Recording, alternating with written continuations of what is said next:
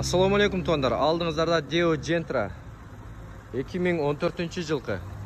Қимылдатқыш көлемі туандар 1.5. Автоуна ошто туандар. Ходойларында сөз жоқ дейді. Жақшы дейді туандар. Моторларында сөз жоқ. Машина жақшы жүреді дейді туандар. Қараңыздар. Механика ішкі салондарын көрсетелі. Электропакет бар. Гидравлика бар туандар. Мантифондар өз орнында. Нерде видео регистратор бар екен, алдын тартады екен, салонды тартады екен, анын арқасын тартады екен туандар.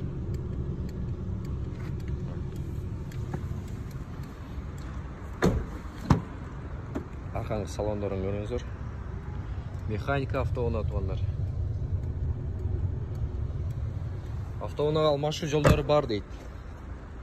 Автоматқа алмашат екен туандар. Автоматқа алмашасыздар. Үстіне ақша қосып дейді.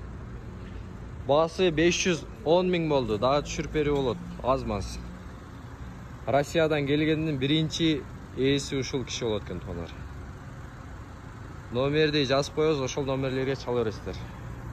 Машинанын бір айыгы дейді азыр. Айыгын көрсөтүп коюн. Эшигин ачканда жерден айырбак атылган экен. Ушуну тиктириш керек дейт. 12 миңге сүйлөштүм дейт, тиктирип берет экен дейт. Болду ошол гана бар экен. Мотор жактарында айыгы жок экен туандар. Кузовторунда айыгы жок. Машинаны аласыздар, минесиздер туандар. Ошол.